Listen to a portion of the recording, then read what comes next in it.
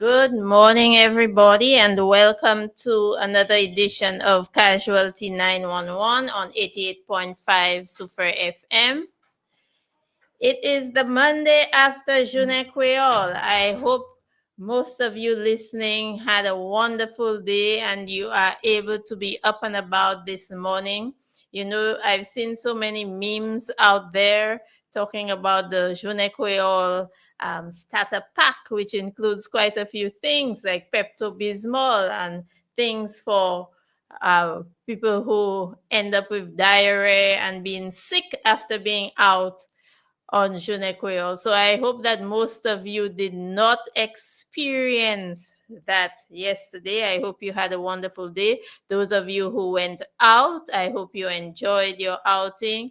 Those of you who stayed home, I hope that you had a wonderful day with family and friends and everything turned out all right, that you were able to laugh and enjoy your food and have a merry time yesterday.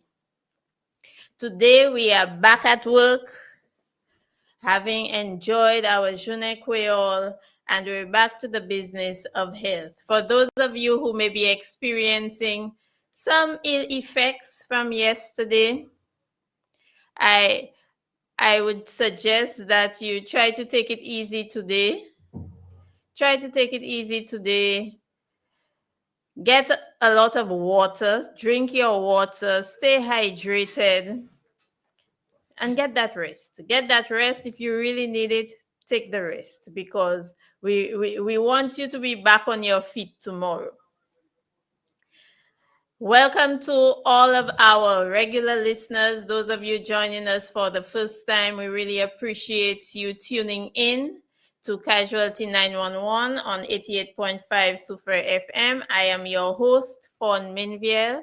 Today, our other host, Miss Louisa Wilson, will be stepping in as a guest on the program.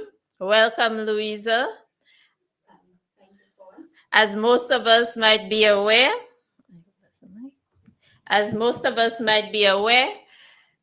October, apart from being Creole Heritage Month, is also Breast Cancer Awareness Month. Earlier in the month, we had a guest talking about her experience with breast cancer. And you know, when we think about the people that we may have met, the people that we know who have had breast cancer, who have survived, some of them have not made it, unfortunately. There is a recurring theme. You will find that most people who have been diagnosed with breast cancer will speak about the importance of support during that time. They talk about practical support, emotional support, financial support, support in whatever form. Sometimes they are even unaware of what exactly they need, but it's there. And they appreciate it. They talk about it. When they give their stories, when they share their experiences, that is a recurring theme. For some of us, we have never had anybody close to us who has been diagnosed with breast cancer or any form of cancer. Unfortunately for others, they have been front and center. They have had loved ones, whether friends or family, who have been diagnosed with breast cancer, and they have had to step in and provide support. When we think about who these people are, sometimes you see people walking down the street. I had quite a shock sometime last week. You see people and you never know what they have gone through. I was quite surprised to find out that a certain young lady had been diagnosed with breast cancer. Recently, she had gone through treatment and she was given her story, telling her story to help others to prepare. In terms of breast cancer, during this month, this observance of breast cancer, we will reiterate, we will keep saying that it is important. It is important for us to learn the signs and symptoms. It is important for us to do the screening, whether it is to learn how to screen at home, to do your self breast exam once a month, whether it is to go once a year to get your clinical breast exams, and also to use the mammogram as a screening tool, which is available through the public health system for ladies 40 years and above as a screening tool. It is available to others who have signs and symptoms and you require a mammogram. You can also get that free of charge through the public health system by going through your health center and your nurse at the health center. Some people don't feel comfortable going to the health center nearest to them. You're free to choose. You can go to any health center. The services are there for all of us. Please make use of it. Now we're going to speak a little bit about, we talked about people who have been diagnosed, what their experiences are, and they share their experiences. It's very rare that you find the people who are in the background, the people providing support, that they share their stories. Unfortunately, I say unfortunately because it is not something I think that anybody wants to go through. Some people have had to provide support on more than one occasion to a close friend or family member. And today, I mean, those of you who are regular listeners, you see Miss Wilson around, you see Louisa around all the time, you hear her, but some of you may not be aware that she has been in that position where she has had to provide support to loved ones diagnosed with breast cancer. And two, Louisa, right? Yes. Two in the past few years. I can't remember if it's 3 years in the past 3 Within years the or so. 3-year frame, in 3-year time frame. So I'm welcoming Louisa to join, and we're going to have, Louisa is going to share her experiences with us. And Louisa, I appreciate it. I don't think you would have allowed anybody else to put you on the spot like that. Not at all, not at all. But thank you so much for agreeing, because I think it's very important that people hear the other side. When we speak about breast cancer, we think about the patient, as we should, but there are people in the background who provide support, and their stories, their experiences are also very important, because we never know when we may find ourselves in any of those situations. So Louisa, welcome and thank you again. Thank you, Fonny, for inviting me. So in the past 3 years, you have had to step in to provide support to close friends who have been diagnosed with breast cancer. I will leave it up to you to decide whether you want to speak about the first time, how it was for you, what type of support you were able to provide, whether it took any emotional toll on you, how you dealt with it. What did you think that person able to tell you what they needed from you, or were you just there and you would step in as you saw necessary to do certain things and to take care of certain things for that person? So I open the mic to you. Please feel free to share, and as always, I may butt in here and there. Okay. So again, thank you, Fawn. Like you said, the journey for the past 3 years as a friend, a supporter to persons who have been diagnosed with breast cancer have been quite a lot. And I must admit, it has strengthened me as an individual also, because it prepared me for later on in life, when my own sister was diagnosed with cancer also. But today let me just say this, when you look at individuals, and I've been saying it to people, we need to exercise empathy. And it, based on your life experience, either it can make you, kind of mellow down quite a bit. It can change you for the better. It can change you for the worse. But it all depends on the individual and based on their own experiences. For me, when my first friend, that is teacher Julie, she was my daughter's lessons teacher from grade 3. Um, she had, she embraced my daughter. She embraced us when I could not get anybody else to provide lessons to my daughter. And at that time, my daughter was at primary school. And here am I, working in Vieux-Fort or Soufriere, driving all the way to Deriso, taking her to lessons and back. And the lessons was at that time, I would say relatively cheap. And also, after a while, she said to me, Louisa, you coming all the way there, so just forget about paying me for lessons. And for years, I would not pay for lessons and so on. And she embraced my daughter. She took my daughter from one level to another level, which I'm so very grateful. And I never stopped the friendship. I never stopped going to visit. I've always been there until a day she called me and she said to me, I was speaking to a friend, and she said she was diagnosed with breast cancer, a friend from overseas. And all of a sudden, I touched my breast and I felt a lump. Now, I said, you felt a lump? And then she said, yes, I felt a lump, Louise. I said, but you have not had pain? Nothing. When last you did your pap smear? When last you had your breast check? And the thing about it, she had a hysterectomy. Yes. So, some people, when they go through that process, they tend to forget their breast because they no longer have the cervix. So here am I.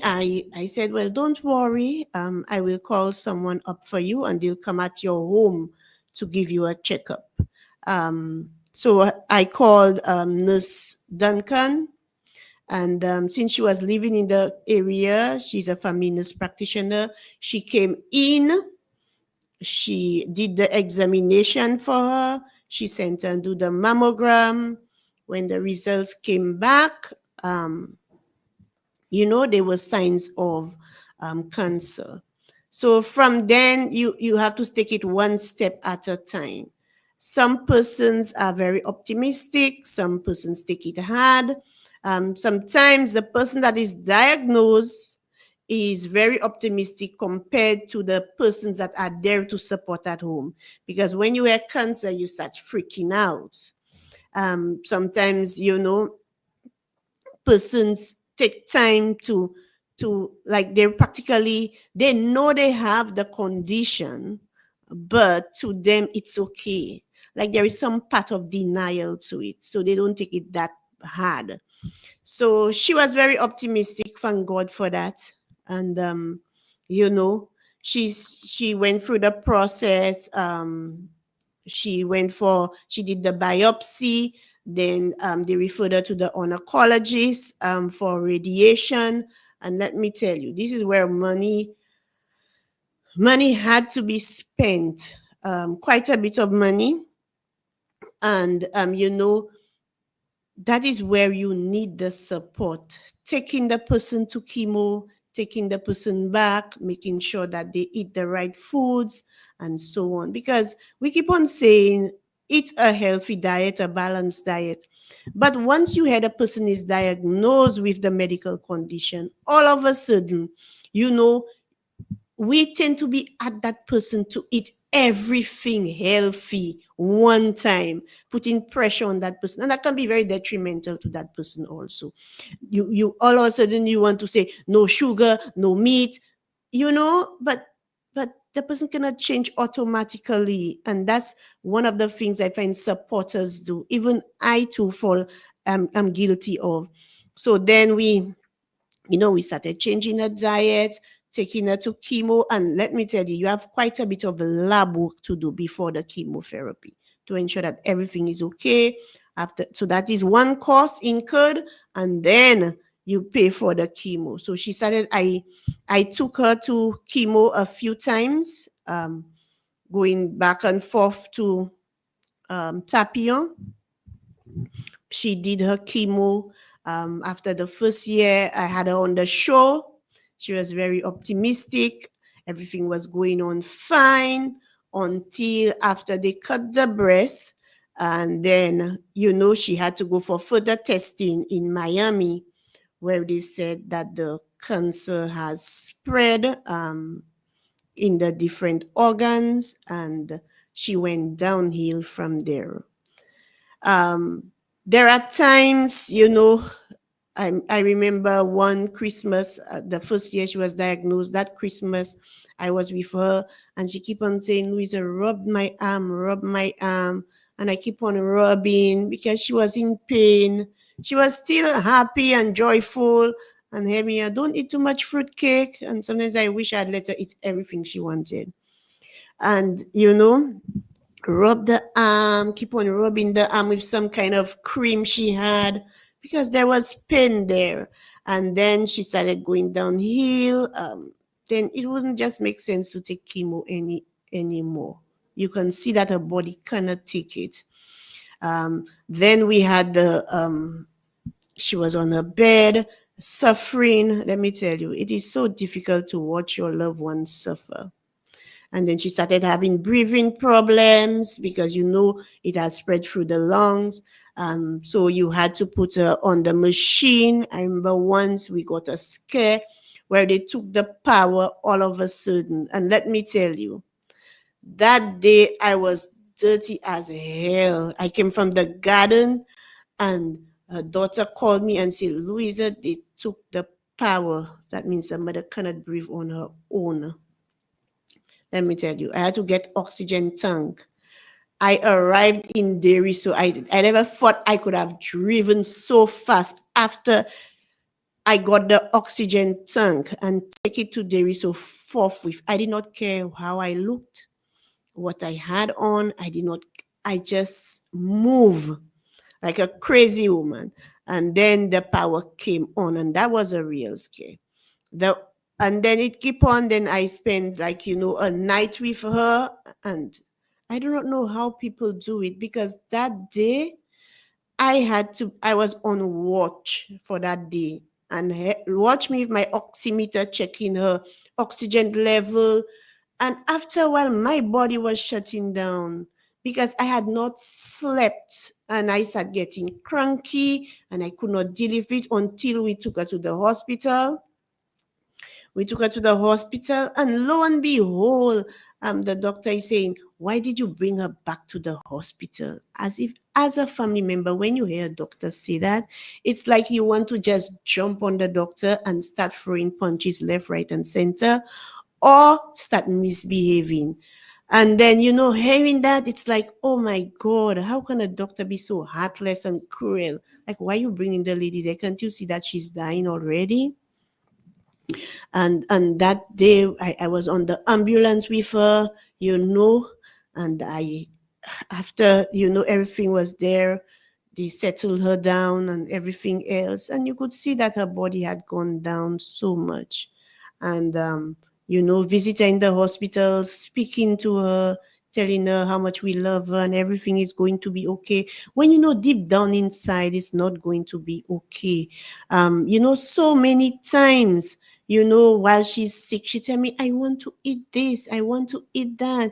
And I'm saying, do you think that you should be eating this? I don't think you should be eating that. And she's telling me, go down by Tanti or go wherever and get a that green fig salad and that stew bags, which the lady does that she likes so much. All of these things, all of these experiences, when they're going through the chemo. I remember once when we came from chemo, we stopped in the bad lane and she started vomiting. And I'm saying, Lord, do not make her pass out in the vomit. Because if while she's vomiting and she's passed out and where we park, that means the lady will roll down.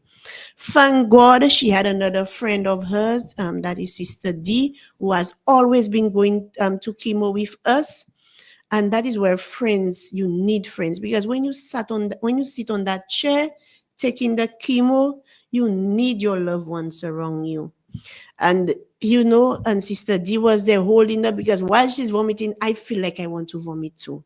I could not hold it in until she said, okay. And then by the time she got home, she was so weak, and it was already so late.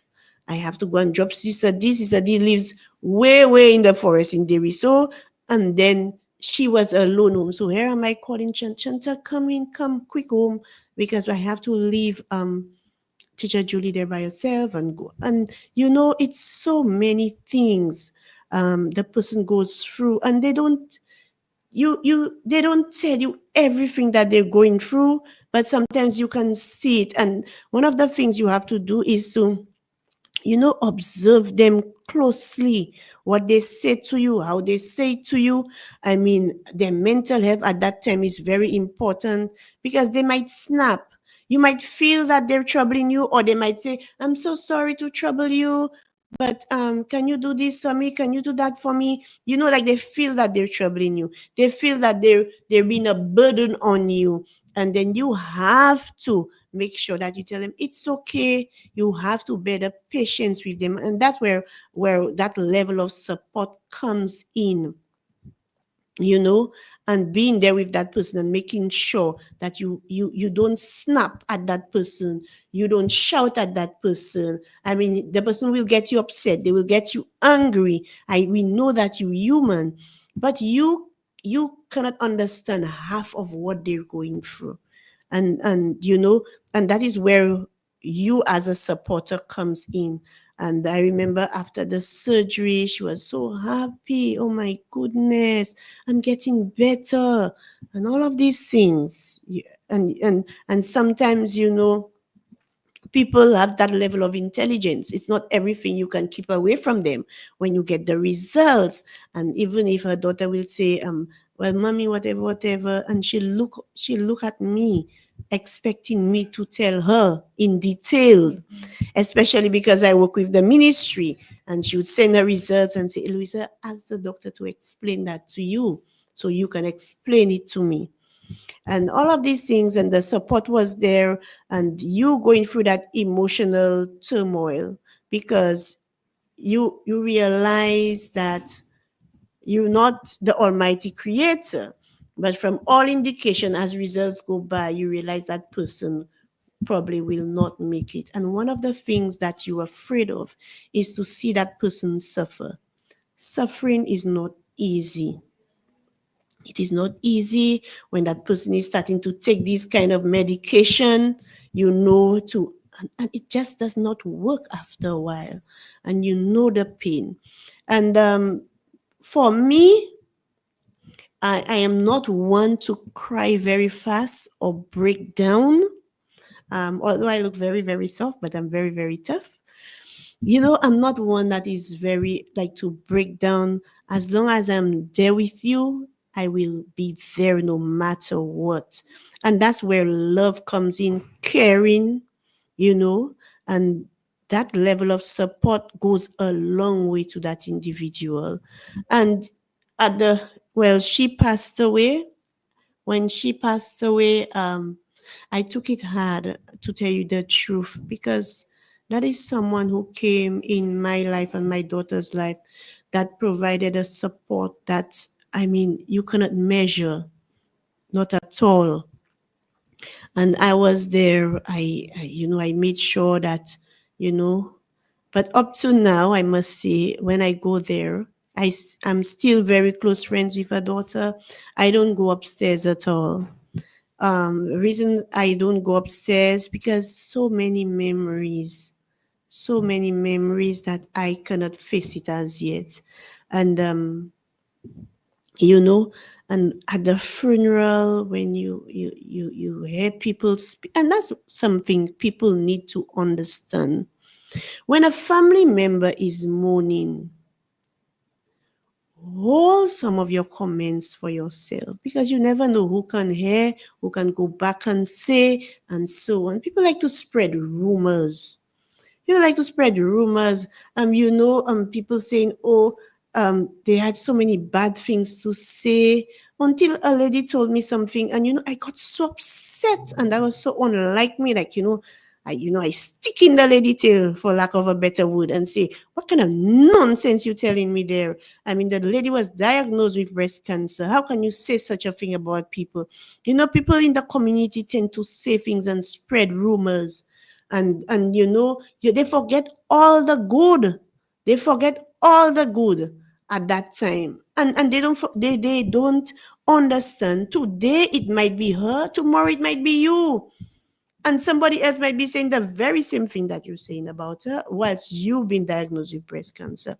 And you know, and at the funeral, people tend to say things, and but then at the funeral, during the church service, I did break down. I cried. I remember I seeing my daughter crying, and so on.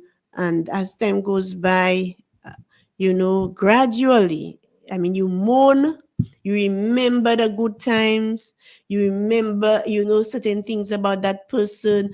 And now, it's election fever, and that was her thing. Watch me go and put out all the things she gave me for her party out.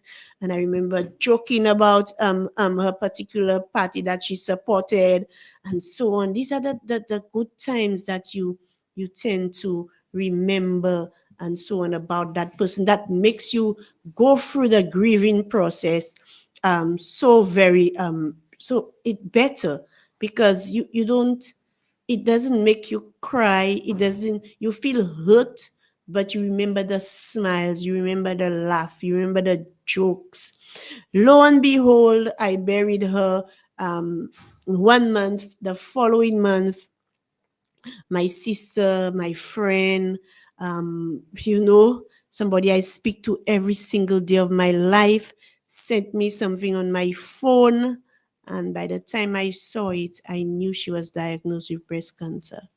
So I jumped from one person to the next right away. And let me tell you, it had me. I could not understand. I remember telling Fawn, how can that happen? I mean, I just buried somebody I love so much, and another person is being diagnosed. And what can I say? I do not know what to do. I do not know what to think. And it is like, you feel as if, is that God's will? Is that, I mean, am I doing something wrong in my life? Because why am I facing that? Is that God's punishment? You keep on thinking all of these things. Who did I offend? I mean, you keep on thinking all these things. And when my friend Jenny, she was on the show 2 weeks ago, right, Yes, Fawn? 2 weeks ago. Yeah, because I was next to her while she was I being remember that. yeah, Providing support. providing that level of support while she was on the program. She sent me the message on my phone because she had done the mammogram. And I remember somebody gave me a ride, and I sat on the back seat, and the water came down. I'm saying, Lord, I know what it is, but don't let it be. Like, don't let it be. She is so young. She is so vibrant. I mean, her smile takes your breath away. She is like, I always joke her and I say, JJ, how your breath looking perkier than mine. That's somebody, both of us she would be on a toilet and would be video calling. I would be on a toilet, would be video. That is somebody we don't hide. That's somebody I don't hide anything away from. We speak openly. And and then when I said to her, then I said, yes, it is that. And then when she went to the cancer specialist, they told her it was it, and so on. And she went through the journey. She went through the journey because she's so optimistic. I remember You know, my deceased sister, when seeing her on the video call, when she cut all her hair like she was bald, and say, "Oh my God, I cannot see her like that. I cannot see her like that." And I would be there. I would be in office, and she's taking chemo overseas, and I would be video calling her while she's taking the chemo, and I would say, "JJ, have you eaten? JJ, what? How you feeling? Did you bring your water? Did you drink water this morning?" And she, while she's taking chemo, I'm video calling her and she's falling asleep. She's getting back up and I'm still there. I'm still there with her whilst I'm sitting in office doing my work, talking to her and so on. And then, when she gets home, I would call her to make sure she's okay. I'll be doing although I am not there physically, she's abroad and I am in St. Lucia, I am able to provide that level of support. And as time goes by, when she gets a different research, she would send it to me. I would explain it further to her. And one of the things I always used to tell her, Jay, I have to check your mental health is important. One of the things I have to do is I have to observe how you speak to other people now, what you say to other people, your reaction. So whilst she's at home, sometimes we on video call and she's speaking to her daughter or she's speaking to her loved ones, I would monitor and I would tell her, there is no reason to be upset. I mean, why did you get upset? And I would speak to her in a calm voice and so on and so on. And sometimes our patience run out because when you're so young, you're accustomed of doing so many things for yourself. She's a neat freak. So, she's so accustomed of everything being one way. And now that she's sick, she expects it to be the same. And that's why you have to tell her, no, people will not do the things just like you would like them to do it. And people are different and so on. Whereas you would never leave dishes in the sink, but expect to see dishes in the sink. And these are the small things, the very small things that you have to, guide them through. And, we would speak every single day, every single day. If she has diarrhea, when you go through chemo, there are times, you would be sick, you'll feel drained, you'll feel sleepy, and you tired, you fatigue, and I would be on the phone with her video calling her and she would fall asleep and I would hang up. And all of these things you go through, and watch me, don't eat all these fruits in the States where they have all these chemicals. Let me say local, and all of these things you try to do. And up to last week, I mean, she was eating guava cheese and tamarind ball and tablet. Hey, Mia, please, Lord, don't eat all these sweet things for me because you're not supposed to. Yeah. And another thing is she's very optimistic. She lost her hair. She bought wigs.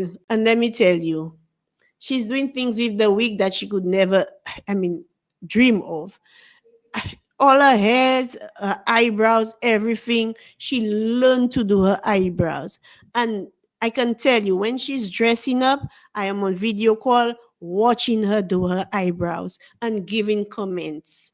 These are the little things that you have to support, like with her skin during chemo, it got dark and thing, and she was so concerned. Oh my God, my hands are looking black, my fingernails.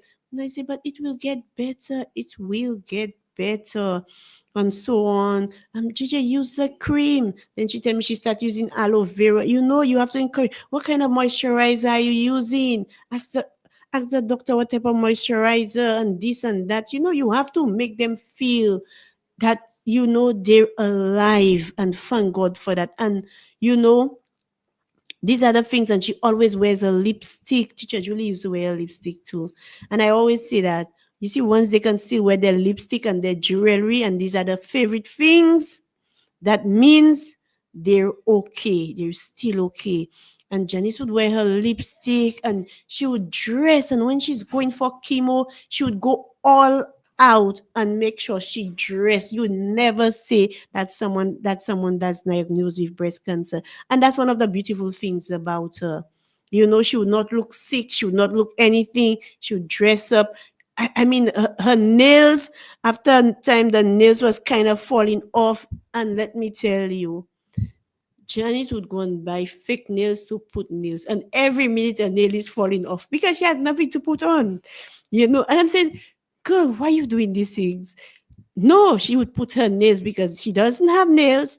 But let me tell you, she'd put her fake nails, she'll try to glue it on. And by the time she raised her hands, one is falling off. And I would just laugh.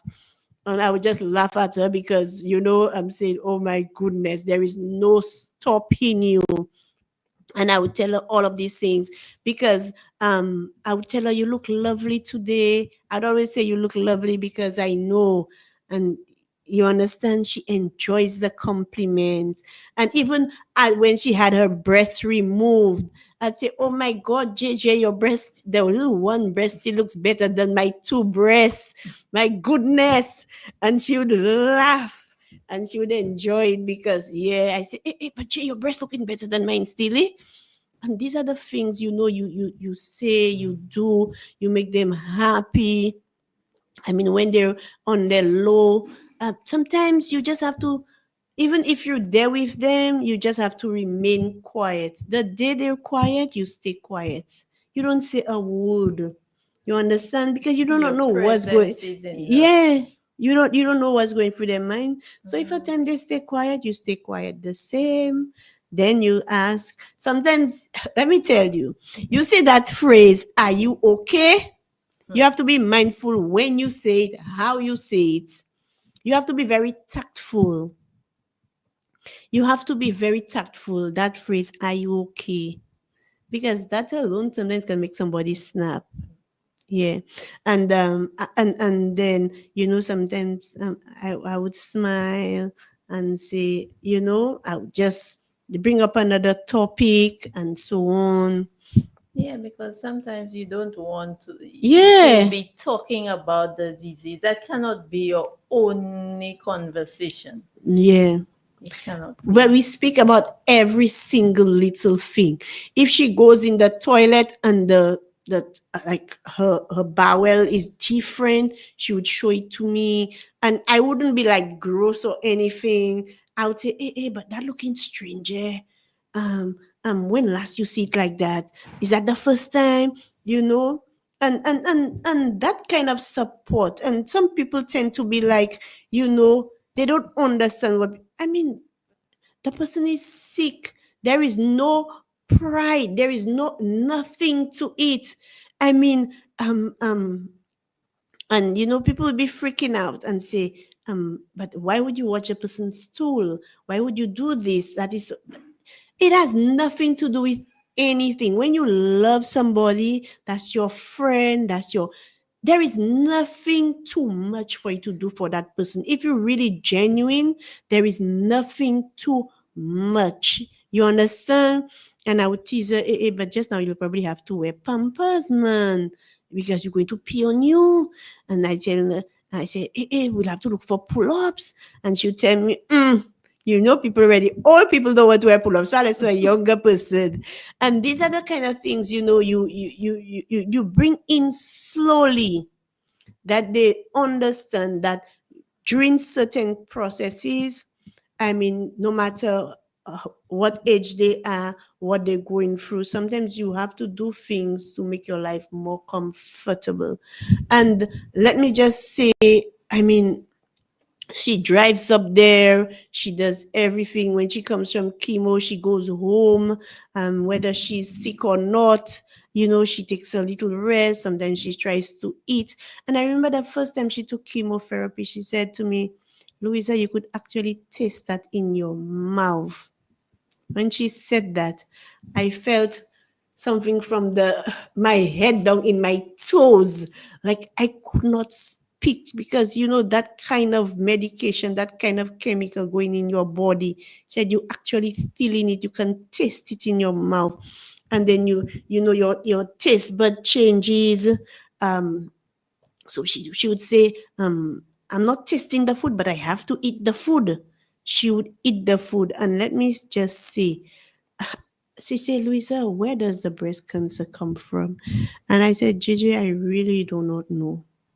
I really do not know where it came from, and she said, I asked the doctor the same thing. The doctor was like, I don't know.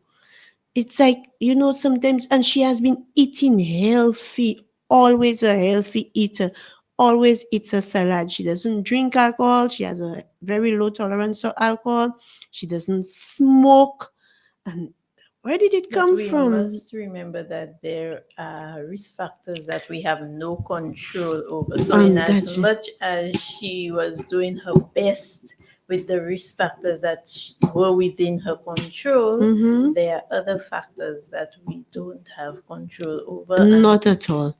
And and that then could influence the development of she the did child. do a genetic test, but hers was not genetic. So you understand, because up there they do so many different tests for you that you can. And the only thing, she was a little bit overweight, like so many of us. So you wondering, oh my goodness, it is so difficult to pinpoint, and that is some of the things that we have to bear in mind. And different people have different types of breast cancer at different stages. A good thing, hers was diagnosed very early at the stage 2, whereas teacher Julie own was at a stage 3 already, and teacher Julie was much older. Yeah, teacher Julie was past retirement age. So that was one of the good things about it. um, and I must say, this month she gave me a surprise, because I'm saying, oh my God, I really need to go up and see her. She gave me a surprise and she came down, and I was so happy. At that time, I cried. I mean, I keep on holding and squeezing her. I didn't even realize, and it was like that moment when I saw her.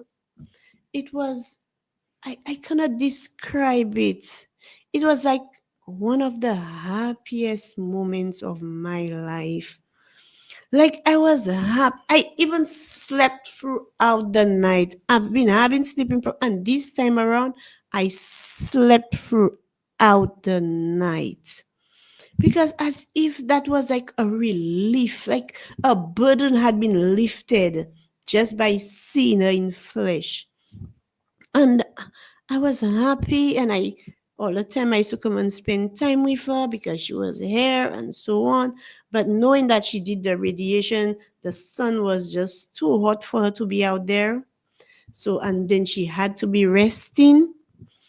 So we would sit, we'd talk, we would laugh, and it was refreshing to see how well she journeyed through. And and she had her family's support. Her mother took it very, very hard. The sister took it hard. You understand? But she had that support. The calls every day.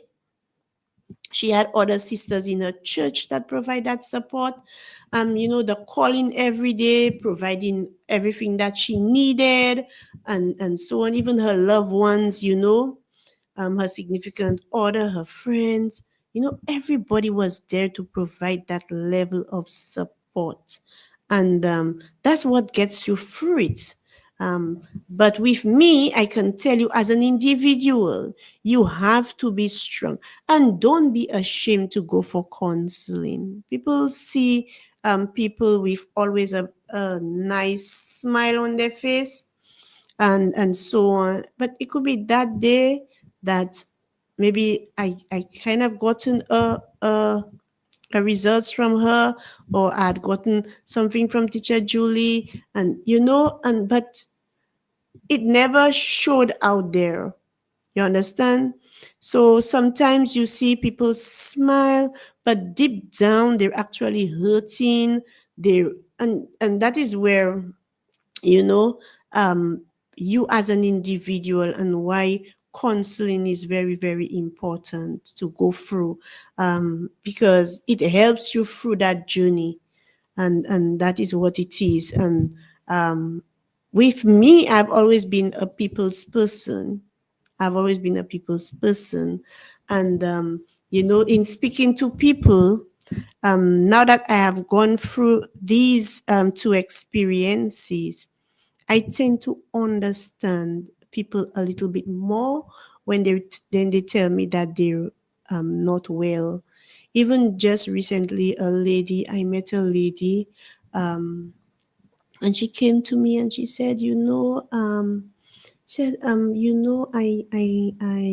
was diagnosed with breast cancer and I went for treatment. Now I've always been saying hello to the lady and so on, but then she opened up to me and she spoke about her journey. She told me what it was like for her, but now she's okay. And I was so happy. I even called my friend Janice and I spoke to JJ so that JJ can meet her and so on. And it was, a wonderful, wonderful time. It was to see survivors, and they are very optimistic. When you see them dress, you hardly see if they don't have a breast and so on. I remember joking, Janice, fix the boobs, man, fix the boobs, because one was looking slightly bigger than the other and so on. So you tend to tease her, and I said, but Gigi, how are you making that look so nice? And so on. And they tend to be optimistic. They dress well, they do everything, so they go through the journey. But you have to understand that these individuals, you have to help them through it. You have to bear the patience. You have to be there for them, and don't feel that the person is troubling you, or don't think it's very tiring to be with that person. None of that. Because if you feel that you're tired, put yourself in that person's situation. They're more fatigued 100 times over. And don't feel that you're devoting all your time and effort to that person. At the end of the day, um, it is so much more rewarding knowing that you there with that person And you give it your all. and you gave it your all. And that's what makes you a stronger person, no matter what you're going through in life. These are the things that you have to be mindful of. Some people are stronger than the other, and I said thank God. I also say thank God that I went through these two journeys with these two individuals that prepared me for my very own. And that is what that strengthens you. I see life differently now. People tend to think like you have changed, but I kind of see life differently. um, I tend to look at people differently now. It has opened my eyes to a lot of things. I still have that sharp tongue, that Pamela kind of thing, and Fon knows that. I would just give a comment. I'm sure many people don't know that about me, but um, I tend to see things from a different angle, and I think it has strengthened me quite a bit as an individual, going forward. It has. I wouldn't say it has made me soft, but I am generally a very, tough individual. But I just feel that life is so short. Wherever we can provide the support, we should. And the thing about it is, family members, that is where the support comes in. You know that thing when you hear that person is sick, you starting to spread rumors about that person, you saying things that is not true. You don't respect the person wishes. You don't respect the person. I mean, as they're going through the journey, even if the person is sick, even if you raise funds for that person, even if you did things for that person, and you see that person go out and the person choose to go in a hotel and relax themselves, just allow the person to be. Don't say, après tout le monde a aimé la rembalia, et puis elle a fait zongli. Just allow the person to enjoy their life, because maybe that's just one of the ways they can express themselves. That is one of the ways that gives them a little joy. You understand? It all depends on their mood. Maybe that's something they have always wanted, and they feel okay. I'm at that level in my life. Let me go to the hotel and spend a weekend. Even if you see they snap 50 pictures by the pool in a swimsuit, let the person be. That's what makes the person happy. You see the person, okay, you see, okay, the person was practically on their deathbed, and then they got better, and you see the person drinking a beer. Hold your comments. Don't come with your this kind of comments. Ukabwela beer, pauki machemo, ukabwela beer. Hold your comments. You understand? Know what you say to that person. That person is going through a phase in their life. And it's not what you say, it's how you say it to people.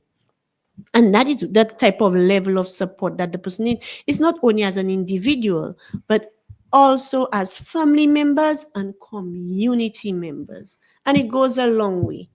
And that's one of the things I kind of, you know, like about the journey that I went through.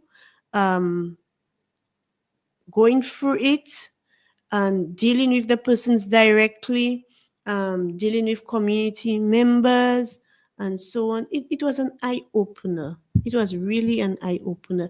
And I thank God that it was me in that situation and not somebody else, because maybe somebody else might have taken it differently. And somebody else, it might have really, break down that person. But you have to be a strong individual. If you're not a strong individual, it can really take a toll on you. I can tell you it has taken a toll on me. Not only the support of these two individuals, but also my sister, the level of stress. There are times the level of stress will go sky high. You understand? But it's how you manage and how you face these challenges is the most important thing. Yeah. And don't forget, there is always counseling. Don't be afraid to go for counseling. I mean, when I go to the health fair, like just recently when I went to the health fair at what is it? Viewfort, we had one. Oh, at infrastructure. Infrastructure. I sat with the counselor. After a while, you didn't see I disappeared. Yes, I know. Yeah. So I sat with her. I sat with the mental health nurse, and I was speaking to her, and and she just sat and she just listened to me. She just sat and she just listened. And it goes a long way. It goes a very, very long way.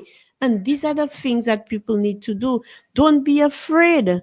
There is nothing wrong in sitting in and getting the counseling. It works. I mean, they will just listen to you.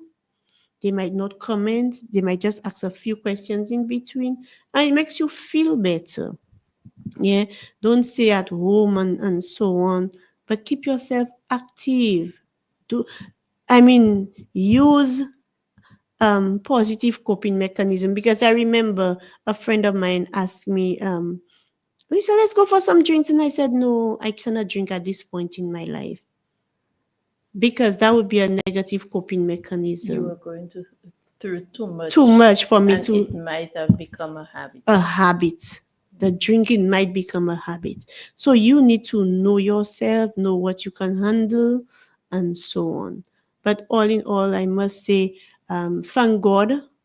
Thank God I met these two persons. And I say, thank God for Teacher Julie for making such a positive change in my daughter's life.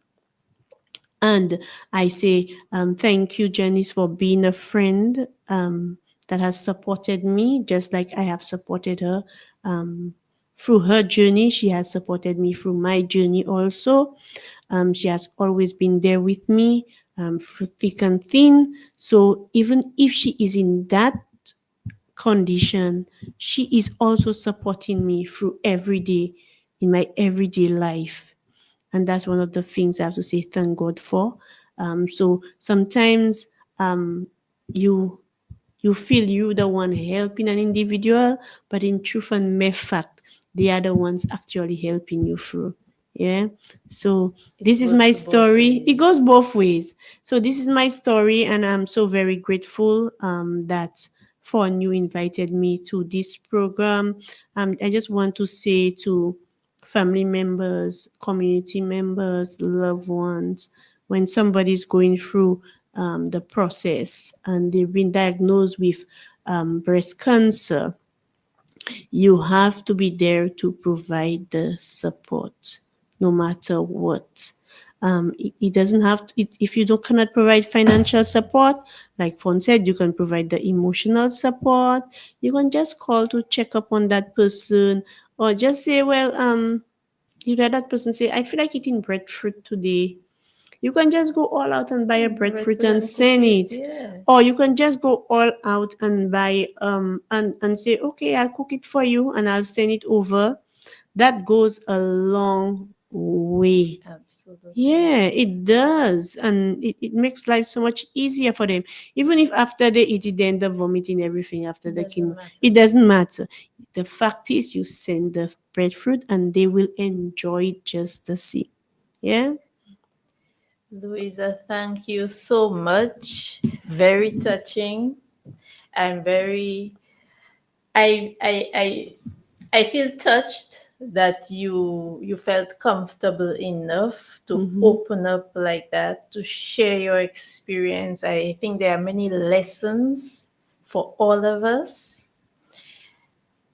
and I hope that people will actually listen, reflect on some of the things that you have said, because right now there are people going through those situations, and for some of us, I mean, we just never know. Yeah. Life can be so very unpredictable. I think you have shared something with us that could really help us. It could be beneficial to us, not merely for providing support to a breast cancer patient Mm-hmm. or survivor, but anybody within our circle who is sick and who needs support.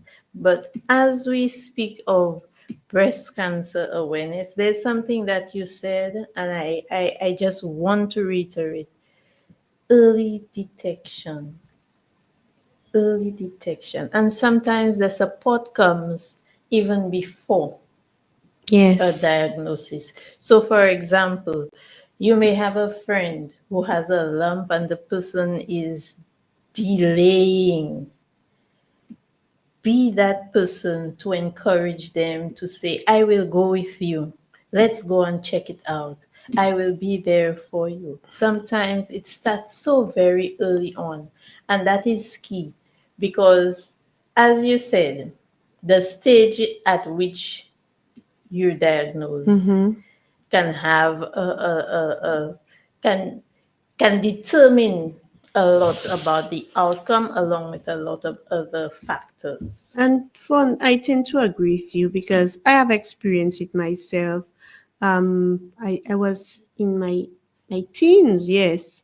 I was at post-sec at the time where I had three of us. We had lumps in our breast, and we went to the Viewfort Health Center where the nurse at the time, she's retired, she sent us to, she referred us to Dr. Bristol at the time. That was at St. Jude's. And I had my lump removed, but one of the ladies did not have their lump removed. I mean, one of my, The young girls, because she yeah. was a teenager as well. No, she was in her Just she was 20s. in her She went to 20s. So post-sec late. And then, lo and behold, after a few years, you leave school, we've been living our lives and so on. I was working Port Health at the time, and I keep on seeing her, I mean, up and down on the Liat going to Matnik. And, I always say, hi, how are you? Because at that time, you could not engage persons coming off the flight. And after a month or so, I'm hearing that she's diagnosed with breast cancer, and she had never had her lump removed right after um, they recommended us to go to Dr. Bristol. So she saw a doctor, and the doctor said, no, most probably it's not cancerous, and she just kind of forgot about it. And then after that, she passed away. And I'm here. I had my lump removed, and the other individual, it was three of us. I never asked her whether she had her lump removed. And remember, just recently when I did the mammogram, the experience, because after we did the mammogram, they said, sit down and wait. You understand? I said, oh my God. Knowing that I already had a lump in my teens, what is actually going on? And then she said, okay, after she did the ultrasound. And I said, but I had surgery in the breast. Yeah. And then, and I say, thank God every day that I actually removed that lump. Um, and I took that bold step to remove the lump in the breast. And sometimes when you go with friends, I mean, that level of support is so very important, because at that time, I didn't know I could have gone to the health center. She was the one, she was much older than us. And she said, let's go and whatever, whatever. And after post-sec, I just had the lump removed. She never had us removed, and she was diagnosed with breast cancer, and she died. She died with breast cancer. So you could see why early detection is key, and taking action. Yes. Taking action. And one The of the follow-up action after detection. and one of the things I tend to tell people, even with our profession, some persons who have done the mammogram and they tend to get that level of discomfort. Do not discourage persons from doing it.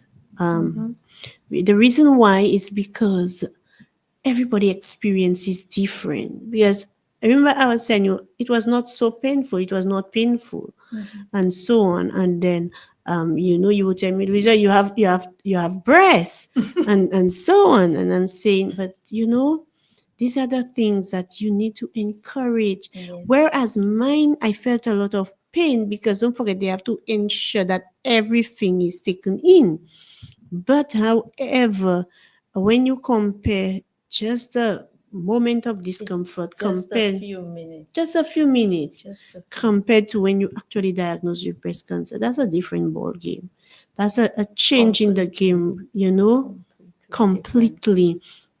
And one of the things, and when you have friends that say, well, okay, let us go and do it. Don't stay behind. The same way you can plan a girls' night out and thing, you can go and do it together. Yes. And it is so much easier when you have that level of support, because when the time we go and sit down, don't go. My legs are getting weak. I'm saying, oh my goodness. But then, after a while, everything just kind of, So when you have that support, you weather the storm. With a friend, it makes it so much better. A friend that you trust, a friend that can provide that level of support. So this is one of my first set of experiences as an individual, and I say thank God to that individual every day. So it is important that, prevention and early detection is key, even if we cannot prevent certain things. But early detection, the services are free. Why not utilize it? Exactly. Yeah. So, Louisa, thank you Welcome. so much for sharing that experience.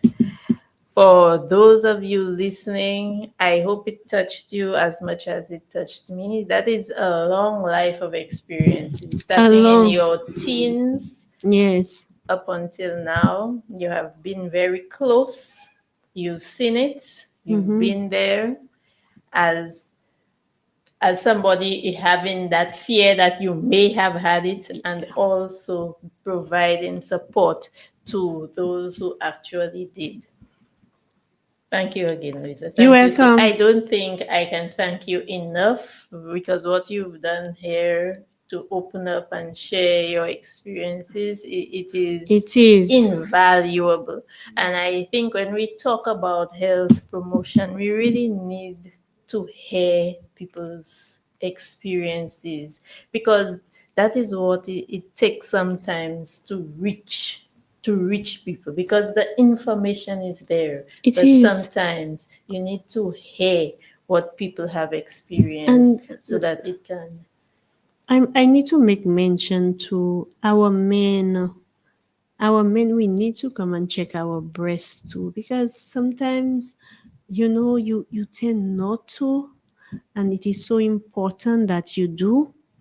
I've had experiences where men felt a lump, and then I say, go to the men's health clinic, let us see what it is, and so on.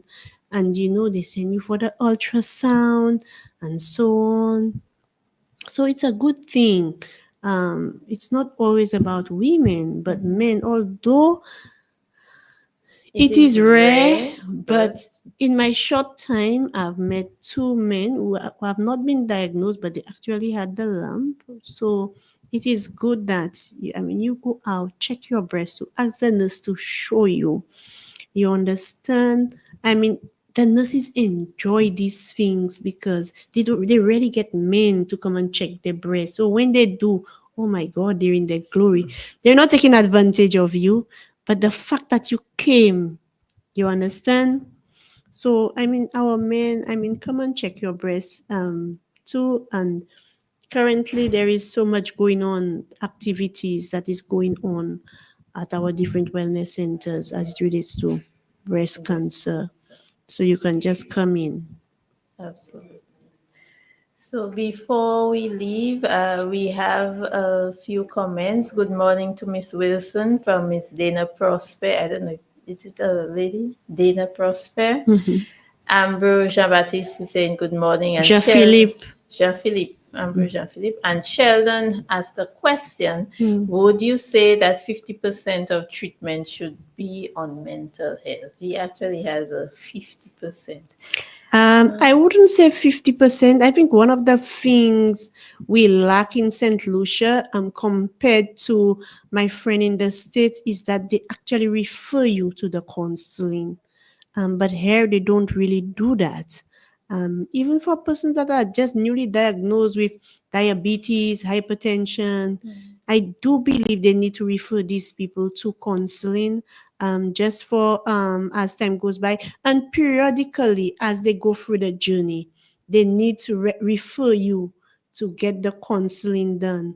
I wouldn't say 50%, because some persons, when you go through that process, you have, within that time frame, you have to take chemo. Some persons are working. You have to do your lab works first. You have to take a day off for chemo. So I wouldn't say 50%, but referral is needed It's an periodically. important Yeah, part it of the is. whole treatment Yeah, process. even for men, I find in speaking to them that are newly diagnosed with diabetes and hypertension, I really feel that they need counseling. The moment you tell them, the moment you realize they're from borderline to full blown they need to take counseling. They don't take it well at all. So it's not only for this, but when it comes to other chronic conditions also, they need the counseling. I think that's a very good question. So I hope that answers the question for you, Sheldon. I would like to thank all of you who tuned in today to listen to the program, to watch on the various platforms. Thank you for tuning in. I hope that you will continue to tune in as we try to provide more information about various health conditions and living a healthy lifestyle, which is key to reducing the chronic non-communicable disease burden in St. Lucia. As we come to an end of the program, I would like to thank the staff of the radio station. particularly Romanus. Romanus, thank you so much this Monday morning. You're always there in the background, but this morning you really made it happen. I really appreciate it. We appreciate it. You are appreciated always. So please tune in next week for another edition of Casualty 911. I don't know what happened to me. I just choke up. Anyway, okay. So I was the one that should be crying for. well, I'm the crying one. Thank you for tuning in to Casualty 911 on 88.5 Super FM. I am your host, Fawn Minviel, with my guest, Louisa Wilson. Sometime in the near future, Louisa will be sitting in the hosting chair again. I might extend my leave. That's not the time for that. So thank you everyone for tuning in. Have a wonderful day, and please make the effort to go out there and get screened. Do your screening at home. Get your clinical breast exams. Today at the Itangs Wellness Center, they are providing some screening, your clinical breast exams, as they always do at all the health centers, but today it's extra special. If you can make it down there today, please get there at the Itangs Wellness Center. Yeah, ladies and men. Thank you. So have a wonderful day, everyone.